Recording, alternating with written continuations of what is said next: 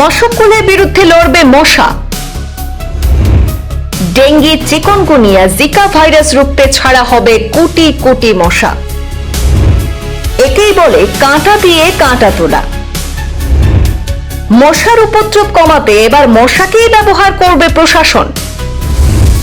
বিশেষভাবে প্রস্তুত করা হয়েছে প্রায় 3,20,00,000 পুরুষ এডিস ইজিপ্টাই মশা। শুনতে অবাক লাগলেও সত্যিই এবার মশার বিরুদ্ধে লড়াইয়ে নামছে মশা। মশার কামড়ে অতিষ্ঠ মানুষকে এবার স্বস্তি দিতে এক অভিনব প্রযুক্তির পথে হাঁটছে বিশ্বের অন্যতম প্রযুক্তি সংস্থা গুগলের মূল প্রতিষ্ঠান অ্যালফাবেট। ডেঙ্গি, চিকনগুনিয়া এবং জিকা ভাইরাসের মতো বিপজ্জনক রোগের সংক্রমণ রুখতে ক্যালিফোর্নিয়ার ফ্রেসনো কাউন্টিতে পরীক্ষামূলকভাবে কোটি কোটি বিশেষ ধরনের মশা ছাড়ার পরিকল্পনা নেওয়া হয়েছে। এই প্রকল্প পরিচালনা করছে অ্যালফাবেটের জীববিজ্ঞান গবেষণার শাখা ভেরিলি। এর লক্ষ্য একটাই, রোগ ছড়ানো এডিস মশার বংশবৃদ্ধি রুখে দেওয়া। জানা গেছে প্রায় 3,20,00,000 বিশেষভাবে প্রস্তুত করা পুরুষ এডিস ইজিপ্টাই মশা ছাড়ার অনুমতি চাওয়া হয়েছে মার্কিন ফেডারেল নিয়ন্ত্রক সংস্থার কাছে। তবে একসঙ্গে সব মশা ছাড়া হবে না, ধাপে ধাপে 2 বছর ধরে এই পরীক্ষা চালানো হবে। বিজ্ঞানীদের দাবি, এই পুরুষ মশাগুলি মানুষকে কামড়ায় না, কারণ স্ত্রী মশারাই সাধারণত রক্ত খায়।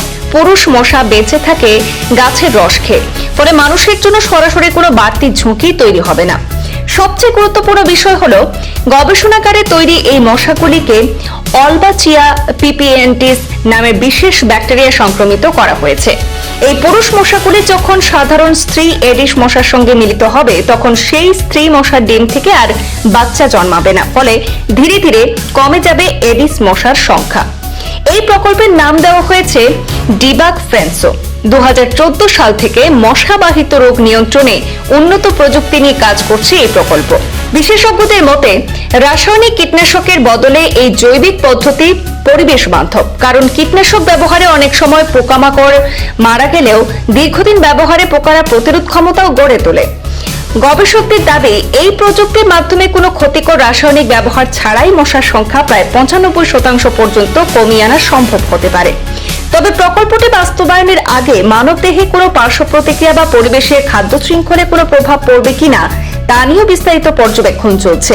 বর্তমানে পুরো প্রস্তাবটি মার্কিন পরিবেশ সুরক্ষা সংস্থার পর্যালোচনার অধীনে রয়েছে। অনুমতি মিললে আগামী দিনে বিশ্বের আরও বিভিন্ন দেশে এই প্রযুক্তি ব্যবহার করা হতে পারে বলেও মনে করছেন বিশেষজ্ঞরা।